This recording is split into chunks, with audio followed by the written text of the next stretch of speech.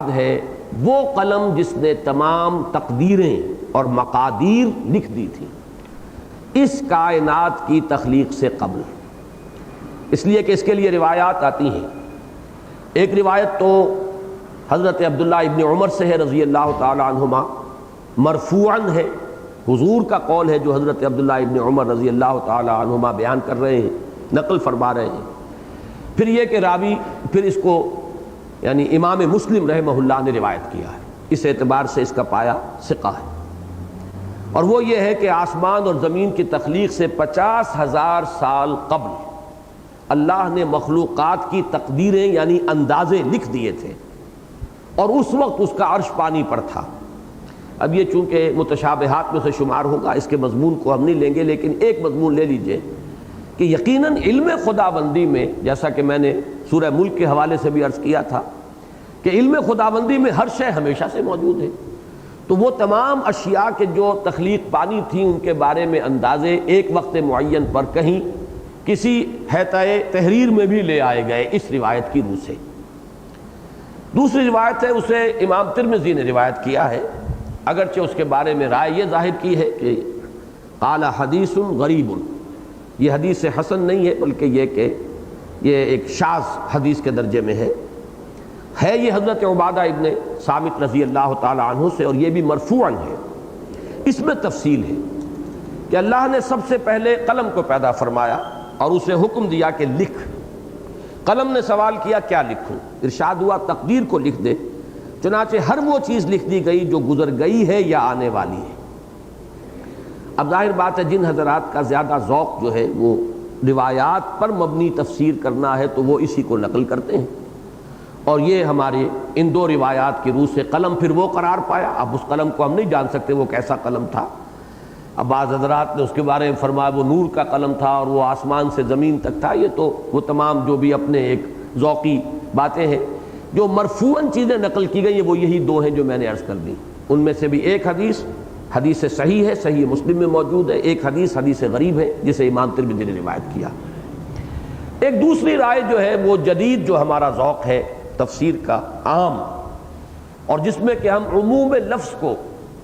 پیش نظر رکھتے ہیں کہ اس سے مراد ہے ہر قلم اور جو کچھ اس سے لکھا جاتا ہے، اور اس کا در حقیقت رشتہ جوڑا جاتا ہے پہلی وحی سے۔ اس میں بھی چونکہ الفاظ آئے ہیں الذی علم بالقلم، اقرأ وربک الاکرم الذی علم بالقلم، یعنی انسانی علم جو بڑھا ہے، اس نے جو ترقی پائی ہے وہ قلم کے وسیلے سے، اس لیے کہ ہر نسل نے ہر دور میں کچھ معلومات حاصل کی، وہ معلومات اگلی نسل تک منتقل ہوتی ہے قلم سے، صرف سینہ بسینہ منتقل نہیں ہو سکتی تھی۔ اگر صرف یہی ہوتا تو پھر یہ علم کی جو ہے رفتار آگے بڑھنے کی بہت سست ہوتی۔ وہ چیزیں ضبط تحریر میں آئیں، اس سے وہ آگے منتقل ہوئیں، اب وہ سٹارٹنگ پوائنٹ ہے اگلی نسل کا، اب وہ مزید غور و فکر، مزید سوچ بچار، مزید تعقل کا پروسیس جو ہے آگے بڑھتا ہے۔ تو قلم در حقیقت ذریعہ بنا ہے انسانی علم، حکمت، فکر، فلسفہ، معلومات، ان سب کا۔ الذی علم بالقلم، اگر وہاں پر بھی اسے عام رکھا جائے تو اور یہ رشتہ جڑ بھی جاتا ہے کہ میری رائے یہ ہے کہ یہ دوسری وحی ہے پہلی وحی کے بعد، تو جس کا وہاں ذکر آیا تھا پہلی وحی میں اسی کی قسم سے یہاں پر بات شروع کی گئی کہ نون والقلم وما یسطرون، یعنی گواہ ہے کل علم انسانی، انسان کا کل معلومات کا ذخیرہ۔ اور یہ قسم جو ہے کس شے پر کھائی گئی اس کی نسبت کو بھی جان لیجئے کہ ما انت بنعمت ربک بمجنون، اے نبی آپ اپنے رب کے فضل و کرم سے مجنون نہیں ہیں، یعنی حضور پر اگر کوئی جنون کا شک و شبہ کسی نے وارد کیا ہے تو انتہائی بے عقلی کی بات کی ہے، انتہائی غیر منطقی بات کی ہے، اس لیے کہ جو بھی انسان کا علم ہے اور جو بھی اس کا فکر اور فہم ہے، جو بھی اس نے قلم کے ذریعے سیکھا اور سکھایا ہے، وہ اس کی گواہی نہیں دے سکتا، بلکہ اس کی گواہی تو برعکس ہے کہ محمد الرسول اللہ صلی اللہ علیہ وسلم ایک نہایت متوازن شخصیت کے مالک انسان ہے، ان کا کہیں عدم توازن کہیں ذہنی یا جذباتی جو ہے وہ کسی کے سامنے نہیں آیا۔ اسی پر پھر دلیل بعد میں مزید لائی گئی ہے وَإِنَّكَ لَعَلَىٰ خُلُقٍ عَظِيمٍ، اخلاق حسنہ کی بھی انتہائی بلندیوں پر فائز انسان، سب لوگ دیکھ رہے ہیں اپنے چشم سر سے، ان کے بارے میں یہ شک ظاہر کرنا کہ کوئی جنون کا عارضہ لاحق ہو گیا ہے، یہ گویا کہ کل اپنے علم اور حکمت اور فکر اور فلسفے اور سارے علمی سرمایہ کی بساط کو لپیٹ کر تو کوئی شخص کرنا چاہے تو کر دے، ورنہ یہ کہ یہ تمام چیزیں گواہ ہیں کہ ما انت بنعمت ربک بمجنون۔ یہ گویا کہ دوسری تعویل ہوئی۔ تیسری تعویل، اور یہ ویسے ہمارے سلف میں بھی یہ قول موجود ہے، یعنی جو تابعین جو حضرات ہیں، حضرت عبداللہ ابن عباس رضی اللہ تعالیٰ عنہ، ان کا ذکر چونکہ آج آ چکا ہے، ان کے جو شاگرد ہیں تابعین، اکرمہ ہیں اور قتادہ ہیں، ان سے جو اقوال منقول ہیں ان میں یہ قول موجود ہے، لیکن اس سے زیادہ دلیل کے ساتھ مولانا اصلاحی صاحب نے پیش کیا ہے اور اذعاناً یہ کہا ہے کہ یہی مفہوم ہے تیسرا، اور وہ یہ ہے کہ اس سے مراد وہ قلم ہیں کہ جن کے ذریعے صحابہ کرام قرآن مجید کو ضبط تحریر میں لا رہے تھے۔ گویا کہ مراد کیا ہوا؟ والقلم وما یسطرون، گواہ ہے قرآن، یعنی یہاں قلم اور ان سے جو کچھ لکھا جا رہا ہے یہ در حقیقت قرآن کے لیے استعارہ ہے، کنایہ ہے، کہ گواہ ہے قرآن، وما انت بنعمت ربک بمجنون، کہ اے نبی یہ قرآن گواہ ہے کہ آپ اپنے رب کے فضل و کرم سے اور اس کی نعمت سے مجنون نہیں۔ یہ چیز اس لیے کافی یعنی قرین قیاس معلوم ہوتی ہے کہ قرآن مجید کی بہت سی صورتوں کا یہ اسلوب ہے۔ مثلا ایک ایک حرف سے جو صورتیں شروع ہوئی ہیں ان میں تو تعین کے ساتھ یہی ہے، قاف والقرآن المجید، صاد والقرآن ذی الذکر، قاف اور قسم ہے قرآن کی جو بزرگی والا ہے،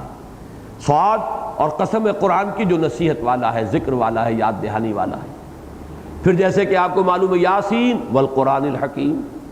حامیم والکتاب المبین، بہت سی صورتیں، حامیم کے بعد تنزیل الکتاب من اللہ العزیز الحکیم۔ تو قرآن مجید جو ہے ان صورتوں میں اکثر و بیشتر الف لام میم ذالک الکتاب لا ریب فیہ، اب یہ جو انداز ہے تو اس سے یہ چیز مطابقت رکھتی ہے کہ یہاں پہ والقلم وما یسطرون سے مراد جو ہے وہ قرآن مجید ہو، اور یہ اس اعتبار سے بھی بات معقول ہے کہ حضور کی نبوت اور رسالت کے لیے قرآن ہی کو سب سے بڑی دلیل بنایا گیا، قرآن ہی کو حضور کا سب سے بڑا معجزہ قرار دیا گیا، تو اس اعتبار سے قرآن ہی کو اس پر سب سے بڑا گواہ قرار دینا کہ آپ مجنون نہیں ہیں معاذ اللہ، یہ چیز جو ہے یہ اس کے ساتھ مطابقت رکھنے والی ہے۔ تو میری اپنی رائے بھی جو ہے وہ اسی رائے کے ساتھ شامل ہے۔ اب اس پہلی آیت کے بعد یہ جو 7 آیات ہیں بشمول اس پہلی آیت کے، ان کے بارے میں ایک بات یہ جان لیجئے کہ ان سب میں جو مضمون ہے وہ حضور کے لیے ایک دل جوئی اور ایک تسلی کا مضمون ہے۔ معلوم ہوتا ہے کہ کسی چیز پر حضور کو کچھ ملال ہے، کچھ آپ غمگین ہیں، آپ کو کچھ صدمہ ہے، اس میں یہ آیات نازل ہو رہی ہیں اور اس میں حضور کی دلجوئی بھی کی جا رہی ہے اور آپ کو تسلی دی جا رہی ہے۔ وہ بات کیا تھی؟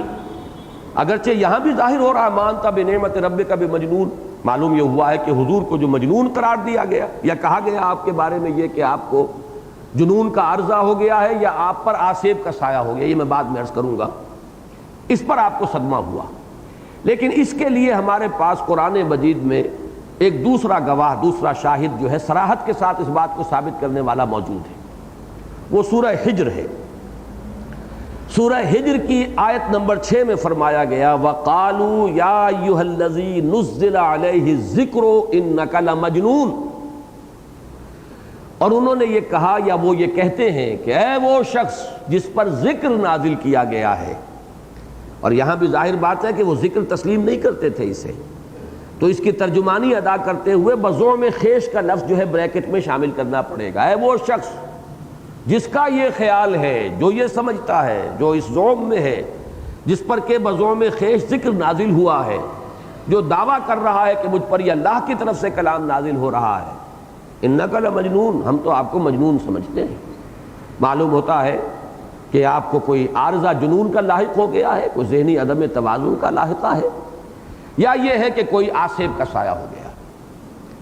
اور پھر سورہ کے آخر میں یہ آیت نمبر 97 میں بات فرما دی گئی وَلَقَدْ نَعْلَمُ أَنَّكَ يَضِيقُ صَدْرُكَ بِمَا يَقُولُونَ، اے نبی ہمیں خوب معلوم ہے کہ آپ کا سینہ بھجتا ہے اس بات سے جو یہ کہہ رہے ہیں، اور یہ بات ابھی اسی درجے میں آئی تھی صرف کہ مجنون کہا گیا تھا، یہ میں ابھی بعد میں مزید وضاحت کروں گا۔ تو معلوم یہ ہوا کہ ان 2 آیات کی روشنی میں ہم ان 7 آیات کے مفہوم کو بہت ہی خوبصورتی کے ساتھ سمجھ سکتے ہیں کہ وہ بات جو کہی گئی وہ یہ تھی کہ یا ایھا الذی نزل علیہ الذکر انک لمجنون، اور اس پر جو حضور کو صدمہ ہوا، دل گرفتگی لاحق ہوئی، آپ کو ملال ہوا، آپ غمگین ہوئے، وہ ثابت ہے قرآن مجید کے نص قطعی سے کہ وَلَقَدْ نَعْلَمُ أَنَّكَ يَضِيقُ صَدْرُكَ بِمَا يَقُولُونَ۔ اب اس کے ضمن میں 2 باتیں نوٹ کر دیجئے۔ پہلی بات تو یہ ہے کہ اگرچہ حضور صلی اللہ علیہ وسلم پر بعد میں وہ دور بھی آیا فزیکل اسالٹ جسے آپ کہتے ہیں، آپ پر جسمانی طور پر بھی حملہ ہوا ہے، مختلف اس کے مواقع ہیں، پتھراؤ ہوا ہے یوم طائف کو، یا ایک مرتبہ ابو جہل نے آپ کی گردن مبارک کے اندر چادر کا پھندا ڈال کر کھینچا ہے کہ آپ کی آنکھیں ابل پڑی ہیں جبکہ آپ نماز پڑھ رہے تھے، کھڑے ہوئے تھے، یا ایک مرتبہ اس کے کہنے پر عقبہ ابن ابی معیط نے لا کر اونٹ کی اوجھڑی جو ہے وہ لا کر حضور کی گردن پر رکھ دی ہے جبکہ آپ سجدے میں تھے۔ تو یہ ساری کچھ چیزیں بھی ہوئی ہیں، لیکن اس کو نوٹ کر لیجئے کہ دوسرے صحابہ کے ساتھ بھی جو فزیکل پرسیکیوشن ہے، جسمانی تشدد، وہ سن 4 میں شروع ہوا ہے۔ پہلے 3 سالوں میں کسی پر کوئی تشدد ثابت نہیں ہے، ہو سکتا ہے ہو، لیکن یہ کہ بہرحال وہ اتنا نہیں تھا کہ نمایاں ہو، اس کا ذکر ہو۔ اور حضور صلی اللہ علیہ وسلم پر تو یہ ہوا بھی کم ہے، اس لیے کہ آپ خاندان بنی ہاشم کے چشم و چراغ تھے، اور پھر جو اس وقت کے اس گھرانے کے جو سربراہ تھے ابو طالب، ان کی پشت پناہی آپ کو حاصل تھی، پروٹیکشن آپ کو حاصل تھی، لہذا شاید ایسے واقعات ہوئے ہیں، یا آپ کے راستے میں کانٹے بچھا دیے گئے، وہ آپ کی اپنی چچی جو ہے ام جمیل کرتی تھی، یا ابو لہب ہے جو لان تان کر دیتا تھا اور سخت الفاظ استعمال کر لیتا تھا، لیکن یہ کہ باقی دوسرے لوگوں کو یہ کہنے کی جرت نہیں تھی۔ تو 3 سال پہلے جو ہے ان میں آپ یہ کہہ سکتے ہیں کہ صرف زبانی کلامی استہزاء ہوا، اور وہ استہزاء بھی صرف محمد الرسول اللہ صلی اللہ علیہ وسلم کا ہوا۔ آپ کے جانثاروں پر تو پھر انہوں نے تشدد کے پہاڑ اس وقت توڑے ہیں جبکہ انہیں یہ محسوس ہوا کہ ہماری یہ جو زبانی کروسیڈ جو ہمارا تھا، زبانی طور پر ہم نے جو بھی کچھ کیا ہے، وہ اب غیر مؤثر ہو چکا ہے، اور یہ دعوت پھیل رہی ہے، ہمارے نوجوان اور ہمارے غلام جو ہیں وہ بھی ان کے دائرے میں شامل ہو رہے ہیں، ایمان لا رہے ہیں ان پر۔ تو گویا کہ یوں سمجھیے کہ بارود گھر جو ہے ہمارا، اس تک چنگاری پہنچا چاہتی، تب پھر انہوں نے پوری طاقت کے ساتھ جو ہے وہ فزیکل پرسیکیوشن شروع کیا۔ اس سے پہلے وربل پرسیکیوشن آپ اسے کہیں گے،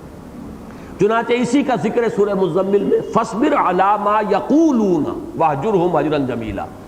ابھی جو بھی کچھ ہے وہ قول کی حد تک ہے، زبان سے، اور اس میں بھی مجھے ایک تدریج نظر آئی ہے۔ سب سے پہلے جو بات کہی گئی وہ یہی کہ جنون کا عارضہ لاحق ہو گیا، پھر کہیں آگے چل کر شاعر، ساحر، پھر اس سے بھی نیچے گر کے مسحور،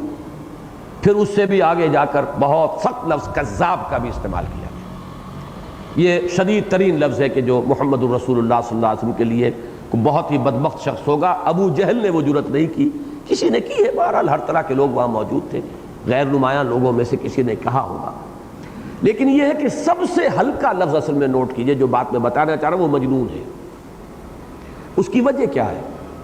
کہ اس مجنون کے 2 معنی ہیں،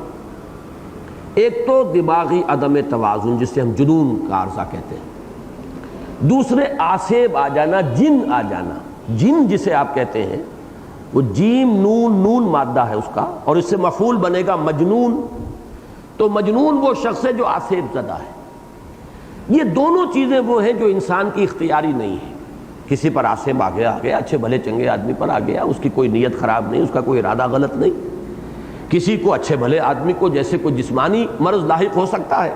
ایسے ہی کوئی دماغی عارضہ بھی لاحق ہو سکتا ہے۔ لہذا اس میں یوں سمجھیے کہ جتنی باتیں وربل پرسیکیوشن کے ضمن میں بھی حضور کے بارے میں کہی گئی، ان میں سب سے ہلکا لفظ یہی ہے، اور بعض شواہد ایسے ملتے ہیں کہ یہ استہزان ہی نہیں کہا گیا، یقیناً استہزان بھی وہ انداز جو سورہ ہجر میں ہے وہ استہزاء کا ہے، یا ایھا الذی نزل علیہ الذکر انک لمجنون، لیکن یہ ہے کہ یہ ہمدردی کے انداز میں بھی کہی جا سکتی ہے بات۔ ایک یوں سمجھیے کہ فوری سا رد عمل یہ ہو سکتا ہے کہ اچھے بھلے تھے، نہ معلوم کیا ہوا ہے، کاروبار کرتے تھے، کچھ عرصے سے یہ کچھ تنہائی پسند تو ہو گئے تھے، یہ تو ہم دیکھ رہے تھے، یہ غار حرا میں جا کر بیٹھنے لگے تھے، کئی کئی دن وہاں رہتے تھے، نہ معلوم کیا ہوا ہے، یا تو کوئی جن آ گیا، اسیب ہے جو انہیں نظر آیا ہے، یہ سمجھ رہے ہیں کہ وہ فرشتہ ہے، جبریل ہے، ہو سکتا ہے کہ کوئی بدروح ہو، کوئی جن ہو۔ آپ ذرا، میں اس لیے بتا رہا ہوں کہ آپ خود کو، اپنے آپ کو بھی اس وقت کے حالات میں ذرا رکھ کر سوچئے، تو یہ سارے احتمالات ہیں کہ جو ہم میں سے کسی شخص کے سامنے بھی آ سکتے ہیں۔ اور اسی ضمن میں یہ کہ ہو سکتا ہے کہ کوئی، جسے ہم اپنی زبان میں کہیں گے شاید کوئی خشکی چڑھ گئی ہے، یہ علیحدہ بیٹھ کر اور کوئی بہت لمبے لمبے روزے رکھ رہے تھے یا کوئی مراقبے کر رہے تھے، یہ وہ بات ہے کہ جو ہمدردی کے انداز میں بھی کہی جا سکتی۔ اس لیے کہ عتبہ ابن ربیعہ کی روایت ایک آئی ہے، اور میں اس روایت کے الفاظ جو ہیں ان کے حوالے سے یہ سمجھتا ہوں کہ اس نے وہ استہزان نہیں کہا، چونکہ وہ بہرحال قریش کے بزرگوں میں سے تھا۔ انہوں نے اگر کہا بھتیجے، اگر واقعی تمہیں کوئی عارضہ لاحق ہو گیا ہے، کوئی بدروح جو ہے وہ ہو گئی ہے، تو مجھے بتاؤ، میری بڑی دوستیاں ہیں کاہن لوگوں سے، عاملین سے، عامل لوگ جو ہیں، میں تمہارا علاج کرا دوں گا۔ یہ انداز جو ہے اس میں مجھے استہزاء یا تمسخر کی بات نظر نہیں آتی، بلکہ یہ کہ واقعتاً ہو سکتا ہے کہ یہ خیال اسے لاحق ہوا ہو۔ البتہ یہ کہ اسی کے حوالے سے آپ نوٹ کیجئے، وہ یہ ہے کہ اس دور میں جو کچھ کہا جاتا ہے یا کہا جاتا رہا ہے وہ بھی یہی ہے کہ کوئی مالی خولیا ہو گیا تھا، معلوم ہوتا ہے، جو حضور کو نہیں مانتے، وہ نبی وحی کو تسلیم نہیں کرتے، ایپیلیپٹک فٹس کہا گیا ہے کہ معلوم ہوتا ہے مرگی کا کوئی دورہ ہوتا تھا، اس کے اندر کچھ عجیب سی کیفیت ہو جاتی تھی، اور چونکہ جو روایات آئی ہیں وحی کی اس میں وہ کیفیات موجود ہیں کہ شدید سردی کا موسم ہوتا تھا اور پسینہ آ جاتا تھا، پسینے پسینے ہو جاتے تھے آپ، شدید بوجھ کا دباؤ کا احساس آپ کو ہوتا تھا۔ تو یہ کیفیات جو ہیں، یعنی فزیکل بھی کچھ فینومینا ہیں کہ جو اس وحی کے ساتھ جو ہیں حضور صلی اللہ علیہ وسلم کی شخصیت مبارکہ میں ظاہر ہو رہے تھے۔ تو یہ جو کہا جاتا ہے، جیسے ہم کہتے ہیں مالی خولیا ہو گیا ہے، یا آبسیشن کا ایک لفظ استعمال ہوتا ہے، فکسیشن، کوئی چیز معلوم ہوتا ہے کہ ان کے ذہن میں بس اٹک گئی ہے اور اب اسی کی ہیلوسینیشنز ہو رہی ہیں، یہ دیکھ رہے ہیں، یہ کچھ سن رہے ہیں، جیسے کان بجتے ہیں، ہم کہتے ہیں ان کے تو جی کان بجتے ہیں، کوئی حقیقت نہیں ہے، کوئی واقعہ نہیں ہے، کوئی آواز نہیں ہے، لیکن انہیں سنائی دے رہا ہے۔ اور ٹنائٹس ہمارے ہاں ایک مرض ہے کہ جس میں کان واقعی بجنے شروع ہو جاتے ہیں۔ تو یہ چیزیں جو ہیں، یہ فزیکل اور نفسیاتی عوارض، یہ چونکہ دنیا میں پہلے بھی رہے، آج بھی اسی انداز میں بات کہی جاتی ہے، تمسخر کے انداز میں بھی، لیکن یہ کہ ہو سکتا ہے کہ تمسخر سے علیحدہ رہتے ہوئے بھی ایک اشکال یا ایک کوئی ہمدردی کے انداز میں بھی یہ بات جو ہے وہ کہی گئی ہو۔ تو یہ میں چاہتا ہوں کہ اس کا پورا وہ پس منظر جو ہے وہ آپ کے سامنے آ جائے۔ اور ایک بات یہ ذہن میں رکھیے کہ یہ جو میں نے ترتیب آپ کے سامنے رکھی ہے کہ فزیکل پرسیکیوشن جو ہے، جسمانی تشدد، وہ تو سن 4 کے بعد شروع ہوا، یا سن 4 میں کہیے کہ شروع ہوا ہے، سن 3 کے بعد۔ اس میں ایک لفظ جو ہے میں چاہتا ہوں کہ آج کے بھی جو حالات ہیں ان میں آپ حضرات جو ہے اس کو سمجھیں کہ کسی بھی نئی دعوت کے داعی کو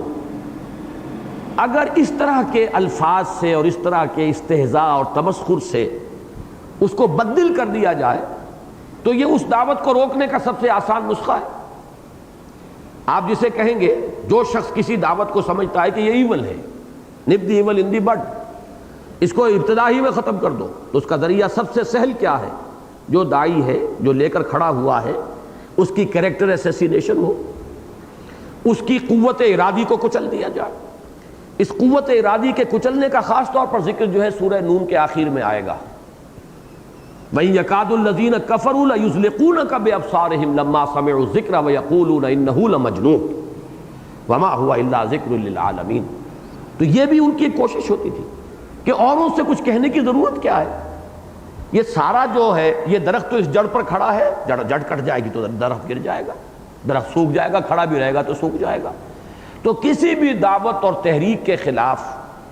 سب سے پہلا معقول حملہ یہی ہوتا ہے، معقول بھی ہے اور یہ تاریخی اعتبار سے ثابت بھی ہو رہا ہے کہ جو اس کا داعی ہے اس کی قوت ارادی کو کچل دیا ہے، اسے بدل کر دیا جائے، اس کی عظیمت ختم کر دی جائے، استہزاء اور تمسخر میں جسے کہتے ہیں چٹکیوں میں اڑا دیا جائے۔ اسی کو قرآن مجید میں وہ سورہ صف میں جو آیت آئی ہے کہ وہ یہ چاہتے ہیں کہ اپنی منہ کی پھونکوں سے بجھا دیں، یریدون لیطفئوا نور اللہ بافواہہم، نور خدا ہے کفر کی حرکت پہ خندہ زن، پھونکوں سے یہ چراغ بجھایا نہ جائے گا۔ تو منہ کی پھونکوں سے بجھا دینا یا چٹکیوں میں اڑا دینا تمسخر میں، یہ ہے سب سے پہلا حملہ کہ جو ہوتا ہے، اور یہی معقول بھی ہے اس اعتبار سے کہ ظاہر بات ہے کہ اسی کے بل پر یہ دعوت اور تحریک ہے۔ اگر اس کی قوت ارادی کو کچل دیا جائے، اس سے ڈی مورلائز کر دیا جائے، اس کی کریکٹر اسیسینیشن ہو کہ لوگ بھی اس کی طرف متوجہ نہ ہو، تو گویا کہ اس دعوت کی راہ کی سب سے مؤثر رکاوٹ یہی بنتی ہے۔ البتہ جب اس مرحلے سے کوئی دعوت گزر جائے، کوئی داعی جھیل جائے، اس کی عزیمت جو ہے قائم رہے، برقرار رہے، وہ کھڑا رہے، استقامت کا اس سے ظہور ہو رہا ہو، اور اب وہ دعوت جو ہے کہیں پھیل رہی ہو، تو پھر فزیکل پرسیکیوشن کہ اب راستہ روکو ان کا، انہیں مارو، انہیں ذرا بھوکا رکھو، انہیں فاقے جو ہیں وہ دو تاکہ دن میں تارے نظر آئیں، انہیں زنجیروں میں جکڑ کر گھروں میں ڈال دو۔ آج کل تو وہ جیلوں کا معاملہ ہوگا، اس وقت جیلیں نہیں تھی، گھروں ہی کے اندر بڑی بڑی موٹی زنجیروں میں جکڑ کر لوگوں کو ڈال دیا گیا۔ یا جیسے کہ حضرت عثمان کو رضی اللہ تعالی عنہ، ان کے چچا نے ایک چٹائی کے اندر لپیٹ کر اور دھواں دے دیا، دم گھٹ رہا ہے، جان نکلنے کے لیے پر آ گئی۔ یا حضرت مصعب بن عمیر کو بالکل مادرزاد برا نہ کر کے گھر سے نکال دیا ہے۔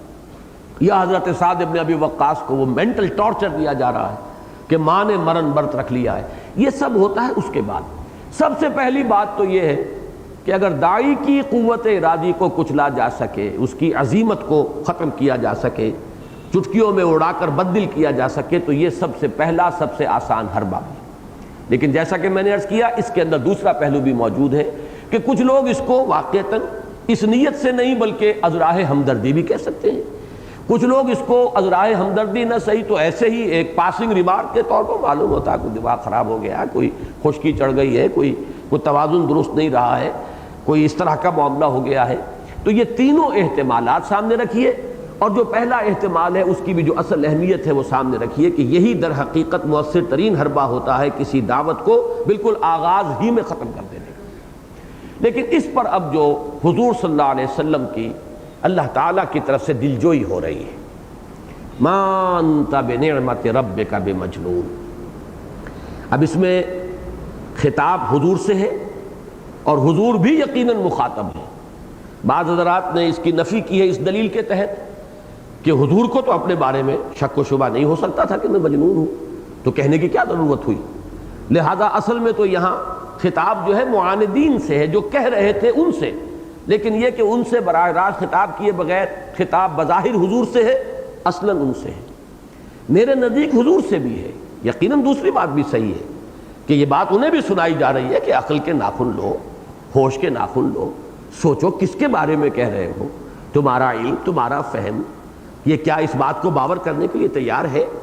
یقیناً یہ چیز موجود ہے،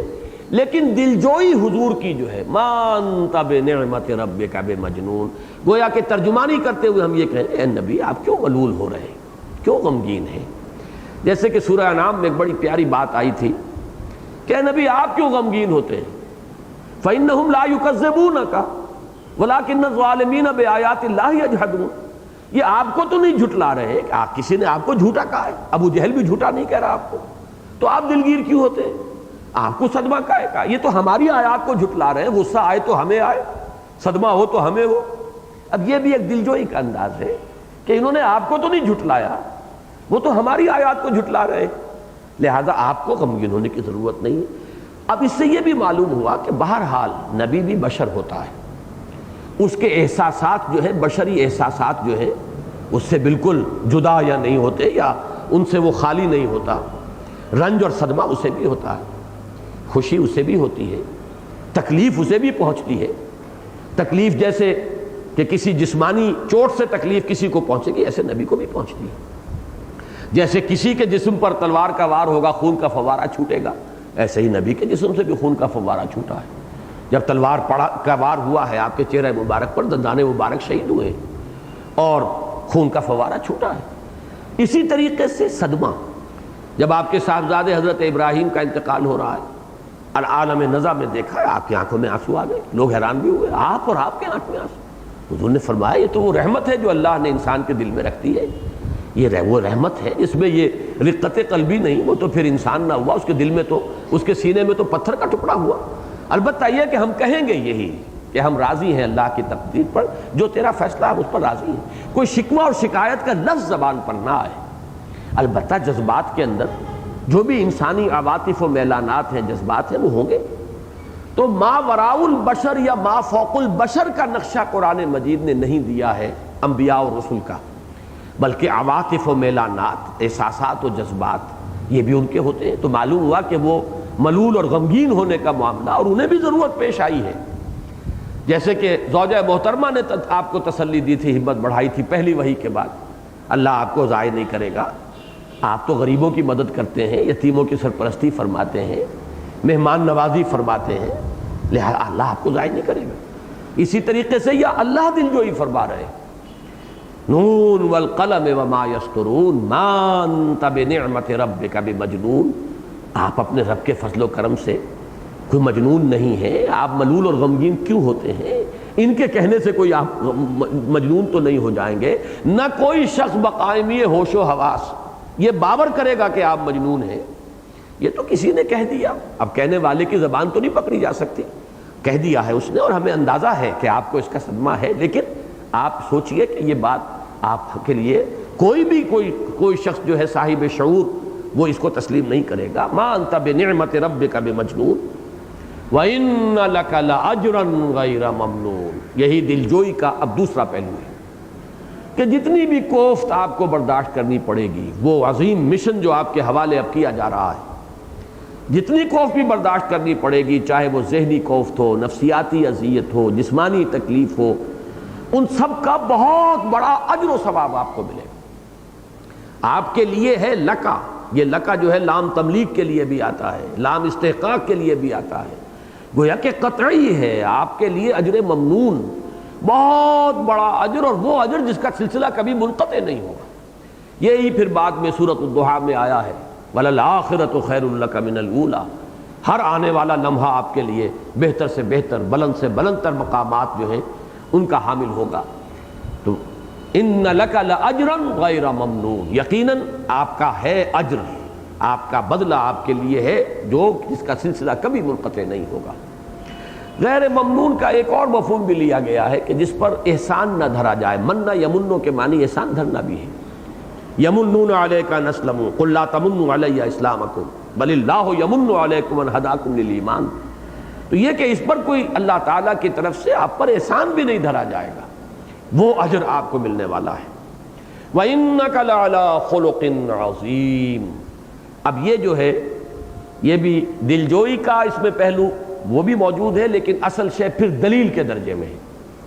جس میں روح سخن اب ان معاندین یا منکرین کی طرف پھر رہا ہے کہ دیکھتے نہیں ہو، آنکھوں کے اندھے ہو، جس شخص کے بارے میں یہ بات کہہ رہے ہو آسیب زدہ، یا یہ کہ کوئی جنون کا عارضہ، کوئی خلل دماغی کا عارضہ، ذہنی عدم توازن کی کوئی شکایت، ان کے کردار کو، ان کے اخلاق کو، ان کی سیرت کو دیکھو، کتنی عظیم سیرت کے مالک، کتنے اعلیٰ کردار کے پرفائز، کتنا ان کا خلق عظیم ہے، اور پھر اس میں بھی لفظ اعلیٰ آیا ہے، اعلیٰ آتا تمکن کے لیے، کہ یہ نہیں ہے کہ کوئی کسی وقت کسی برے سے برے آدمی سے بھی کوئی اچھا کام ہو جاتا ہے، کہیں جذبات میں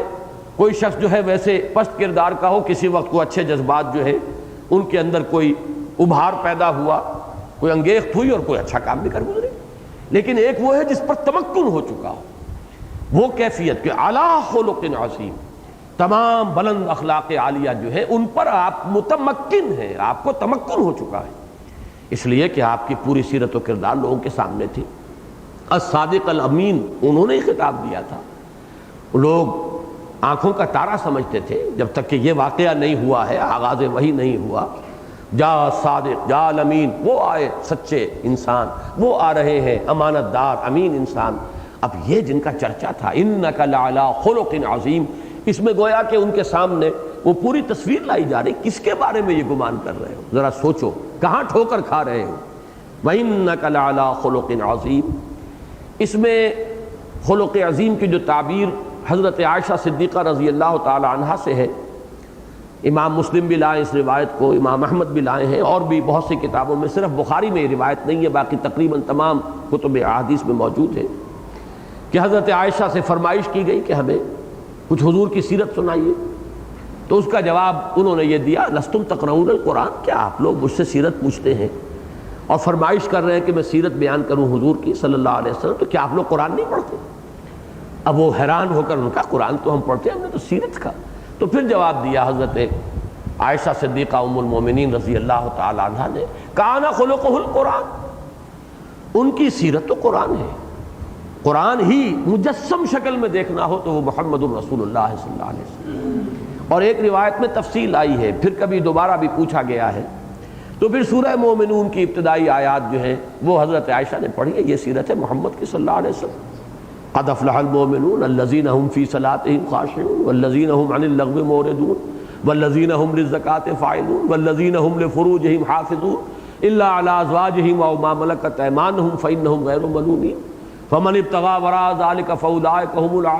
العادون والذین هم لاماناتهم وعهدهم راعون۔ یہ ہے سیرت محمد کی صلی اللہ علیہ وسلم۔ والذین هم علی صلواتهم یحافظون، محافظت صلاۃ کا یہ عالم کہ جیسا کہ حضرت عائشہ ہی کی روایت ہے کہ حضور ہمارے مابین بیٹھے ہوتے تھے، اور وہ کوئی جیسے ہمارے ہاں کے کچھ مذہبی لوگوں میں کچھ بڑا ہی کچھ خشکی سی اور تقشف سا پیدا ہو جاتا ہے، وہ رنگ عائلی زندگی کا نہیں تھا، بڑی محبت بھری زندگی تھی عائلی زندگی حضور کی، بھرپور عائلی زندگی جسے آپ کہیں۔ تو حضرت عائشہ فرماتی ہیں پیار محبت کی باتیں بھی ہو رہی ہوتی تھی کہ جیسے ہی اذان کی آواز آتی تھی تو اٹھ کر ایسے چلے جاتے تھے جیسے ہمیں جانتے ہی نہیں کہ ہم کون ہیں۔ یہ ہے اصل میں کہ توازن، اس توازن کا یہی معاملہ جو ہے سب سے مشکل ہے۔ یا اس خلق عظیم کے بارے میں سب سے بڑی گواہی حضرت انس ابن مالک کی ہے رضی اللہ تعالیٰ عنہ۔ وہ فرماتے ہیں کہ میں نے 10 برس تک حضور کی خدمت میں رہا ہوں، خادم ذاتی کے اعتبار سے، خادم خاص کے اعتبار سے۔ کبھی ایسا نہیں ہوا کہ حضور نے مجھ سے یہ فرمایا ہو کہ تم نے فلاں کام کیوں کیا، یا یہ فرمایا ہو کہ تم نے فلاں کام کیوں نہیں کیا۔ دونوں میں سے کوئی بات پورے 10 برس حضور صلی اللہ علیہ وسلم کی زبان مبارک سے نہیں نکلی۔ کسی سے کوئی کام کرانا ہوتا تھا تو خود پہلے اس کام کو شروع کر دیتے تھے بجائے اس کے زبان سے کہیں۔ تو یہ بہرحال اب اس پہ تو زیادہ گفتگو کا موقع نہیں ہے، یہ مضمون تو ہمارا جانا پہچانا ہے۔ انک لعلی خلق عظیم فستبصر ویبصرون بأیکم المفتون۔ تو ان قریب اے نبی آپ بھی دیکھ لیں گے اور یہ بھی دیکھ لیں گے۔ یہ جو آپ کو مجنون کہہ رہے ہیں، چاہے وہ طنزاً ہے، استہزاءً ہے، ہمدردی کے انداز میں ہے، ایسے ہی چلتا ہوا ایک فقرہ ہے، ایسے ہی پاسنگ ریمارک ہے، جو بھی کچھ ہے، یہ سب بھی دیکھ لیں گے۔ اور سین یہاں آیا ہے ان قریب، کچھ زیادہ دیر کی بات نہیں ہے، چند ہی سال کی بات تو ہے نا، پتہ چل جائے گا۔ جیسے کہ کلا سیعلمون ثم کلا سیعلمون آیا قرآن مجید میں، تو دیکھ لو گے اور جان لو گے۔ اسی طریقے سے فستبصر ویبصرون، ان قریب حالات اور واقعات سامنے آ جائیں گے، آپ بھی دیکھ لیں گے یہ بھی دیکھ لیں گے۔ بأیکم المفتون، کہ آپ میں سے یا تم لوگوں میں سے کون تھا کہ جو مفتون ہوا۔ مفتون ایک تو مجنون کے معنی میں، فتنے میں پڑ گیا، بچل گیا، جسے دماغی عارضہ لاحق ہو جاتا ہے، وہ پھر صحیح فیصلے نہیں کر پاتا، وہ بچلا ہوا آدمی، بہکا ہوا آدمی، کھویا ہوا گمشدہ سا آدمی، تو مجنون کے معنی میں مفتون ہے۔ یا یہ کہ ایک رائے یہ ہے بعض نحوی حضرات کی کہ عربی زبان میں یہ بھی ایک معروف اسلوب ہے کہ مفعول کی شکل میں مصدر آتا ہے، تو بأیکم المفتون، بأیکم الجنون، کہ تم میں سے کس کو جنون کا عارضہ لاحق ہوا تھا، کس کی عقل ماری گئی تھی، کس پر کوئی بدروح کا سایہ ہوا تھا، یہ عنقریب کھل جائے گا۔ یہ تھوڑے دن کی بات ہے، یہ کوئی دن کی بات ہے۔ مرد ہوش مند، وہ علامہ اقبال کا وہ شعر جو ہے وہ اس کے بعد کا دوسرا مصرع ان کا تو اور ہے، لیکن اسلوب وہی، کوئی دن کی بات ہے، عنقریب یہ پردے اٹھ جائیں گے،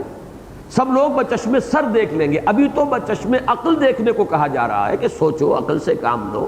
کیا تمہارا فہم، تمہارا علمی سرمایہ، تمہاری حکمت، تمہاری سمجھ گواہی دیتی ہے کہ یہ مجنون ہے؟ کیا ان کا خلق عظیم کسی مجنون شخص کی شخصیت کے ساتھ کوئی مناسبت کسی درجے میں رکھتا ہے؟ اور پھر یہ کہ اب یہ بات جو کہی جا رہی ہے ایک واقعاتی انداز میں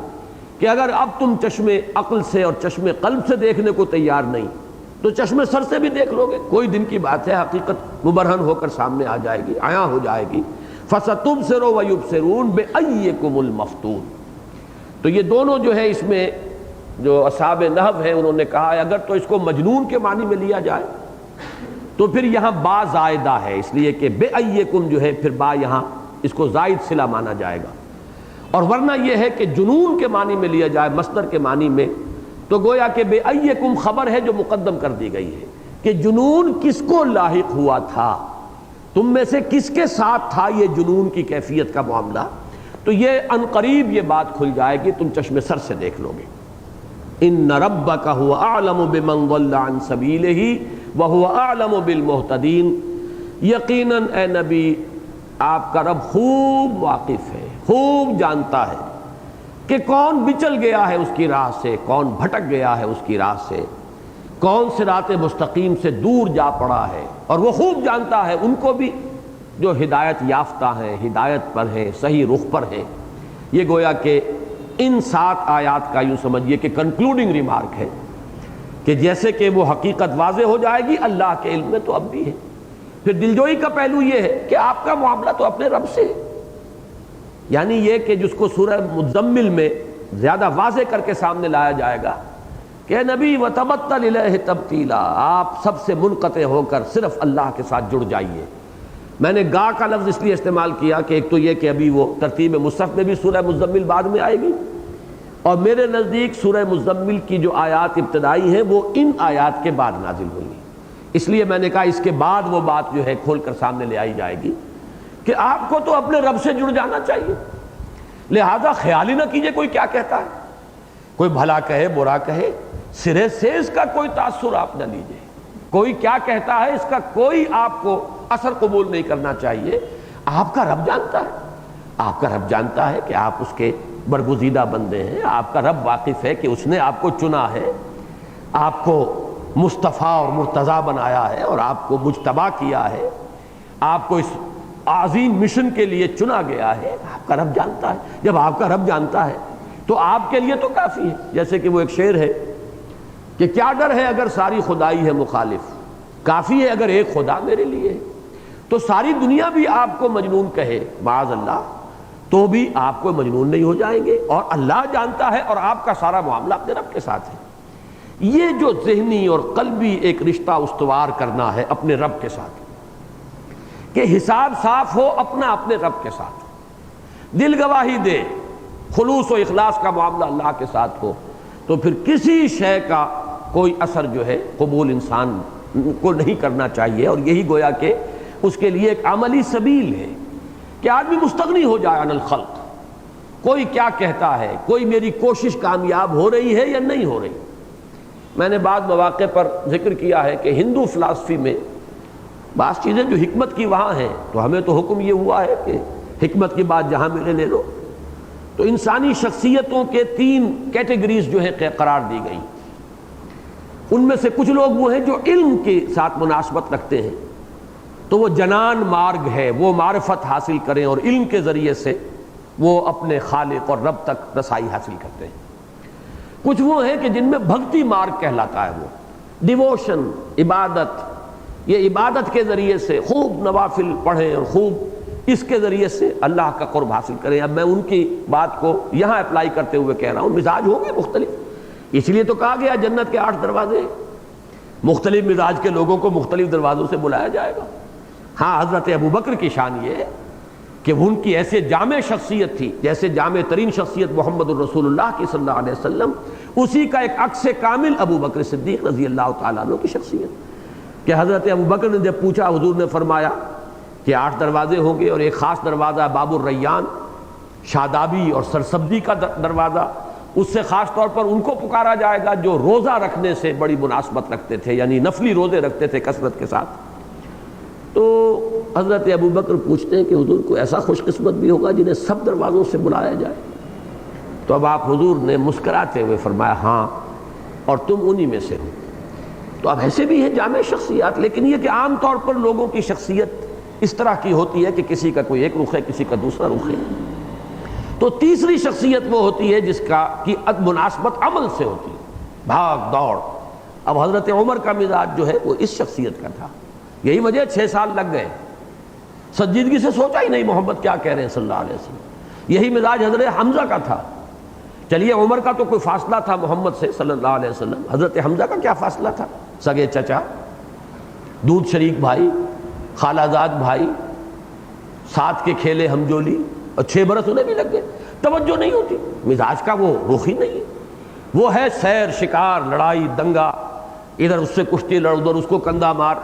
یہ ایک انداز ہے۔ تو جن لوگوں کے اندر یہ ہے ان کے لیے وہ کہتے ہیں یہ کرم مارگ، عمل کے راستے سے آگے بڑھو،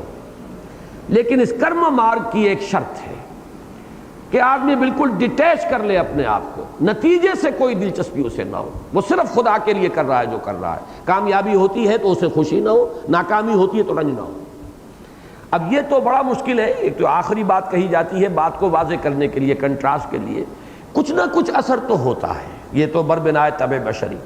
لیکن یہ کہ زیادہ اس سے آدمی متاثر نہ ہو کہ ذرا سی کامیابی ہو گئی پھولے نہیں سما رہے، اور ذرا سی کوئی ناکامی ہو گئی تو کمر ہمت ٹوٹ کے رہ گئی ہے، مایوسی ہو گئی، بددلی ہو گئی۔ ہم پر تو یہ دونوں کیفیات آتی ہیں، لیکن یہ کہ جن لوگوں کا مزاج وہ ہے ان کے لیے ان کے فلسفے میں شرط لازم، مجھے اسی کی جھلک یہاں نظر آتی ہے کہ ذہناً قلباً سارا معاملہ اللہ کے ساتھ ہو، کوئی کیا کہتا ہے، کسی نے کیا کہہ دیا ہے، اس کا اثر نہ ہو، اور کوئی نتیجہ خیز ہماری محنت ہو رہی ہے یا نہیں ہو رہی ہے، کوئی بات مان رہا ہے کہ نہیں مان رہا ہے، کوئی سنتا ہے کہ نہیں سنتا ہے، اس سے بھی لا تعلق رہے آدمی حتی الامکان، صرف اپنے فرض کو سامنے رکھے، جو ذمہ داری ہے اسے ادا کرے، اور اپنا تعلق، اپنا معاملہ ایک خالص، یوں سمجھیے کہ ایک خالص نجی سطح پر، موسٹ پرائیویٹ ایک ریلیشن شپ بندے اور رب کا رہے، قلبی رشتہ۔ بس یہ ہے کہ جو اس راہ پر آگے چلنے میں گویا کہ اس میں ایک ہدایت کا رنگ ہے، چاہے ایک جملہ خبریہ ہے، ان ربک یعلم